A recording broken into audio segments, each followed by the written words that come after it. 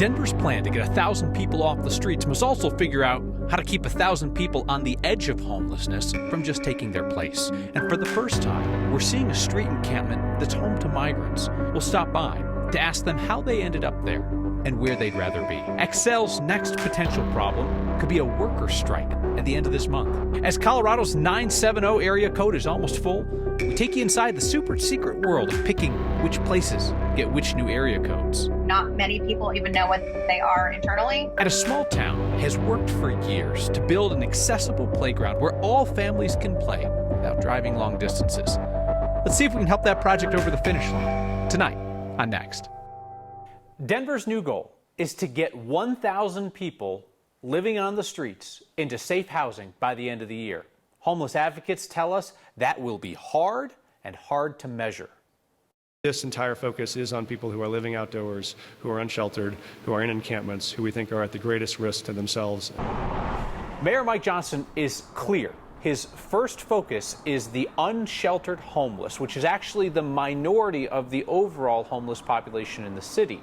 That number does not include people who are living in shelters or who are in motels, crashing at a friend's house, living in their cars. As of the last count released in early 2022, the unsheltered homeless are about 1,300 of the total 4,800 people without a home in Denver. We also know that a number of these folks will find their way out of homelessness each year, while others fall into unsheltered homelessness. The Metro Denver Housing Initiative studies have found that about a third of Denver's homeless population say that they have been out there on the streets year after year, more than 12 months. Kathy Alderman with Colorado Coalition for the Homeless told us today Denver has to be careful that it doesn't just move people out of unsheltered homelessness only to have those teetering on the edge of it in shelters and cars and such replace those folks on the street. If we move 1,000 people, inside and into housing, there will be, hopefully 1,000 people not living on the streets any longer. But we also know that there are, more people living in shelters and in motels and transitional housing than there are living outside. We have to accelerate the process for moving people out of shelters. Shelters are not a long-term housing option. One group is limited in how long they can stay in the city's shelters. It's migrants who have come here from the southern border. That's led to a situation that we are seeing for the first time, a street encampment of migrants. Our Angeline McCall went there. They came here hoping to find work. Ahorita preocupado por la lesión, porque obviamente no puedo trabajar. Even if it's only one day at a time. Trabajando roofing, resbalé y pegué la muñeca a la punta de la pistola y se accionó y me clavó un clavo en la muñeca. Isidro can't work, can't cover rent. El domingo, es el domingo, mi último día en el refugio. And in a few days, can no longer stay in one of the city's shelters. No tenemos la posibilidad de por lo menos a ocurrir la ayuda porque no vamos a tener cómo pagar el depósito o cómo pagar el primer mes de arriendo. He will join the other migrants here in a homeless encampment in southwest Denver. Sí, porque el domingo ya se acaban los días acá y... Pregúntale a ellos, ¿a ti te gusta vivir aquí? ¿No les gusta vivir aquí? For most here, this wasn't a choice. They had no other place to go. Fui a trabajar con un mexicano al frente del estadio de los Broncos en la construcción, trabajé un día, no me pagó. ¿Cómo nos podemos sentir que un latino apretando a otro latino? Gio learned that even when he finds the work, the money is not guaranteed. Y así le ha pasado a varios que han trabajado un día y no le han pagado. Han trabajado 2 días, no le han pagado. When he saved enough, he and a friend bought this RV for $1,000. No es un lujo, no es lo que me gusta, pero es lo que toca. Por ahora es lo que toca. Esperando a ver que me quiten esto para poder trabajar. 3 days later, Isidro is no longer at the shelter. No tengo nada. No tent. No tengo nada. And no money to buy one. ¿Y dónde dormiste? Aquí al frente. En el techito que está ahí. Con una sábana y coloco el bolso como almohada. No chance to find work. No closer to a better tomorrow. Estoy dispuesto a pasar lo que tenga que pasar antes que la situación mejore. No, todo el tiempo no va a ser así. Service providers who help migrants say they're worried that they could see more of this, of migrants living on the streets in the next couple of months. Yoli Casas with Vive Wellness told me that just this morning, they helped a small group move out of a park where they were staying. She estimates about 100 migrants have been on the streets homeless since about May. And Kyle, you might even remember we had a conversation after reporting on this for months and after getting to know dozens and dozens of migrants that I told you, months ago that this would happen. And many people are unfortunately not surprised that this is what it's come to. Yeah. And I think we also want to be as clear as we can with people about the scope of this issue, because somebody out there is going to see motive in trying to misrepresent this as Denver's homeless problem is mostly folks from the southern border.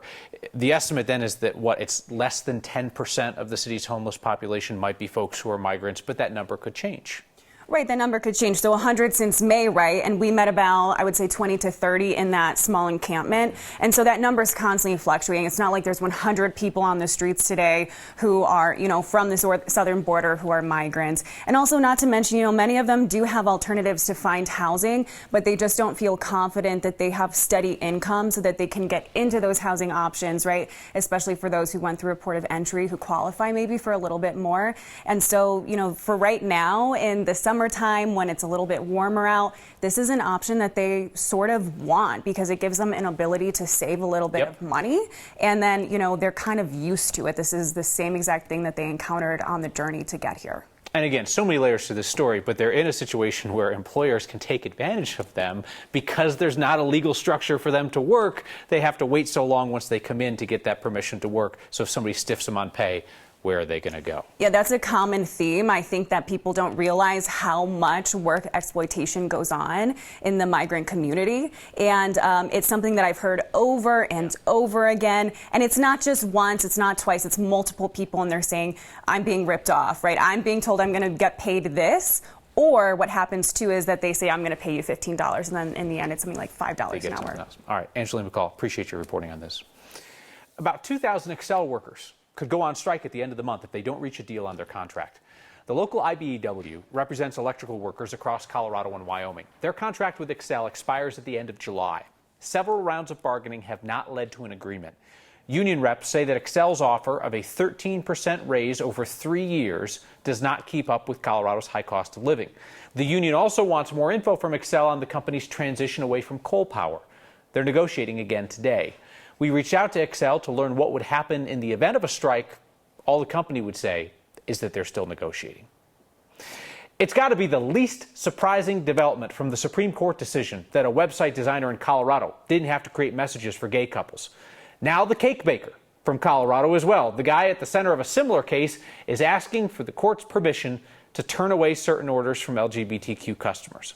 Jack Phillips, Masterpiece Cake Shop, and his attorneys are asking the Colorado Supreme Court to overturn an appeals court decision that found that he had violated Colorado's anti-discrimination laws when he refused to bake a cake celebrating a gender transition. Alliance Defending Freedom is the same legal group that repped website designer Lori Smith in the Supreme Court case last month. The Supreme Court ruled that Smith did not have to create wedding websites for LGBTQ customers because she owned what they called an expressive business. Basically said she shouldn't be forced to create a message she doesn't agree with. I asked them if Jack Phillips, the cake guy, if he fell under that same free speech ruling. Well, we're certainly hopeful that the court's decision will help in Jack's case because Colorado and activists have also been harassing him now for over a decade. But more importantly, disagreement is not discrimination, and the government should not be able to label people's speech as discrimination in order to censor it. As his attorney mentioned, Phillips has a long history with these court challenges. A Supreme Court with justices less conservative than the current one gave Phillips a partial victory in 2018, but that ruling was too narrow to be applied to other businesses. So come this fall, the community of Berthoud in northern Colorado is going to start building something that they have talked about up there for years. It's a playground where every kid can play. People in that town have done an amazing job raising money for an adaptive park accessible to all. And I'm hoping that we can help them across the finish line. This week's Word of Thanks microgiving campaign supports the Berthoud Adaptive Park Project, the local nonprofit Cand Aid.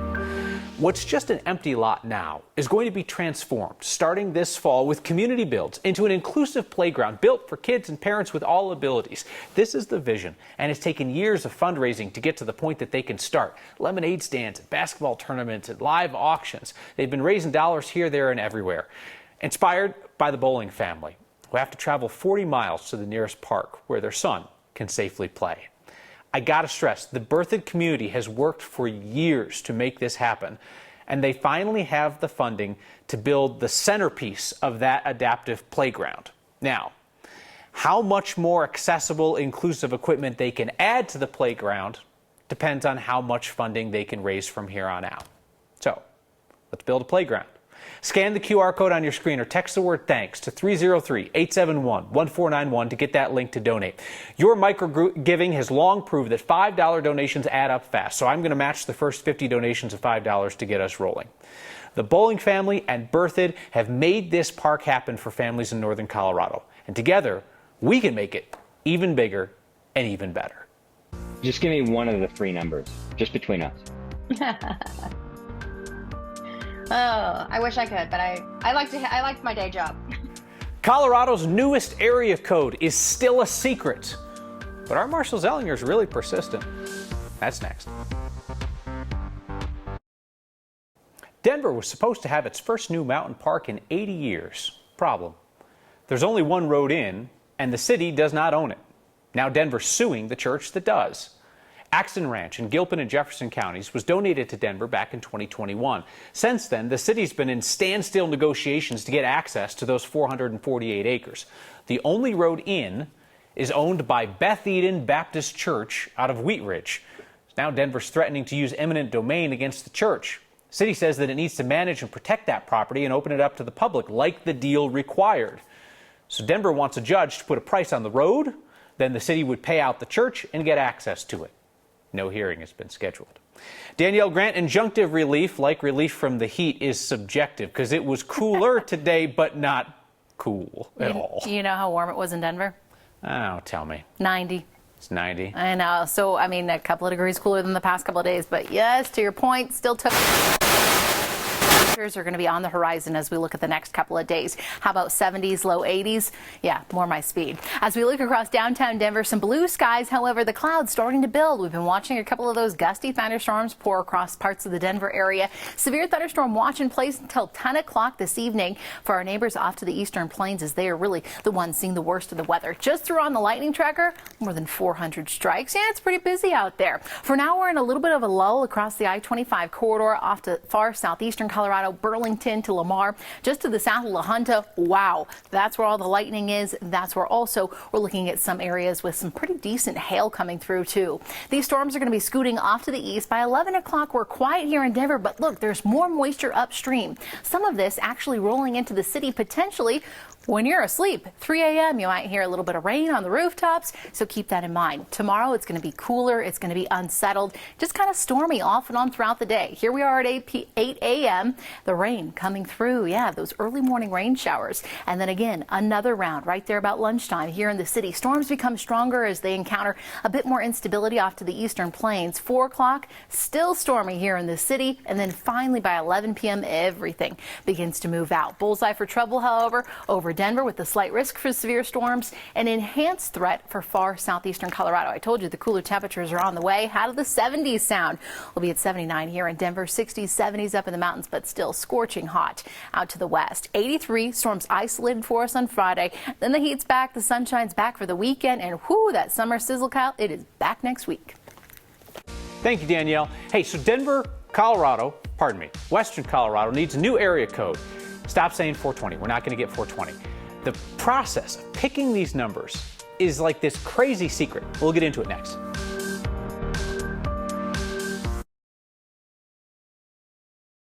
WTF is going on with area codes around here? So just a year ago, Denver metro area got assigned a new area code, 983. That is WTF on your dial pad. Now another new area code is coming because 970 is about full. If you were thinking maybe Colorado could pick out something cool, our Marshall Zellinger has bad news.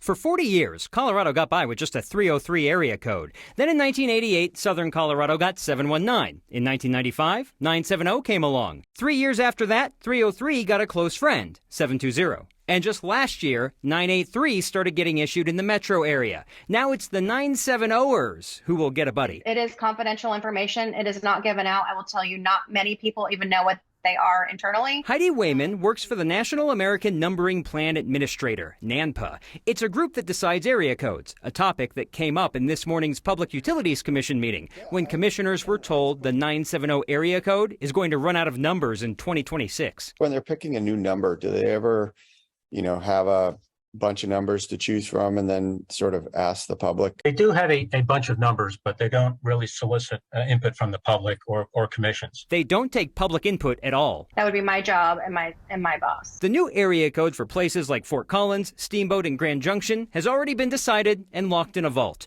In 2020, when it was announced the Denver metro area would get a new area code, NANPA had already picked one. But people writing into the PUC did not know that and overwhelmingly suggested 420. From talking with NANPA, I don't believe 420 was high on the list this time around. When picking 3 new digits, what should we look for? Prime numbers? Round numbers? Nice updated kitchen and bathroom always gets buyers' attention. Shauna Morgan is a real estate broker in northern Colorado, part of the 970 team. That's our primary area of service is within the 970 area code. 970 is not going away, but when you're branded around the only area code, a new one can cause confusion. We may have to rethink some of our marketing efforts and maybe even become the 970/new area code team. Just give me one of the 3 numbers, just between us. Oh, I wish I could, but I like my day job. I like my day job too. Shauna, the real estate agent, said if you're looking for a new area code, perhaps 7 should be in there somewhere. It's classic, quintessential. I find it bizarre that this is kept so secret by people who don't even live in Colorado. Just like this random group of people in New Jersey sorting this out. I do feel like, in fairness though, Colorado saying that we want 420 is basically the numerical equivalent of area codey McArea code face. You know what I mean? It's just the lowest common denominator you're going to get. There was other feedback that said 686 because that's MTN for mountain. Okay. Oh, that's cool. That's cool. I like that. But it's already been picked, so it doesn't matter what we just said just now. Oh yeah, it's already in the vault. Mm-hmm. Yeah, you didn't get anything out of her. She's a rock. All right. Very good. Thanks, Marshall. Hey, your feedback next. Your Word of Thanks micro-giving campaigns have helped a lot of Coloradans over the years, and they've built a couple of things too. And I love those projects because we can visit those places, and we know that we had a small hand in creating something that lasts and that makes our state a better place. This week, we're helping to build the Berthoud Adaptive Park. It's an accessible playground project in a part of northern Colorado where families have to drive 40 miles to get to something similar. The community up there has raised money for years, and they're finally ready to start breaking ground in the fall. The donations that we raise now are going to determine how much additional accessible equipment they can add to the park, how they can expand on kind of their core vision. Scan the QR code on your screen or text the word THANKS to 303-871-1491 to join me in donating to build the Berthoud Adaptive Park. Feedback tonight from Heather in Longmont, who says that Angeline McCall's story about the migrant encampment brought her to tears. She said, how can this happen? There must be a way that Denver and religious and cultural entities can prevent the exploitation of migrants. Heather, I think a lot of people are working on it, but as we've learned through Angeline's reporting, the system is set up to put these folks in a bad situation, even if they're moving through the legal pathway toward an asylum claim. Tom writes in to say, I stopped watching you years ago. It's good, Tom. Glad we're no longer on your mind.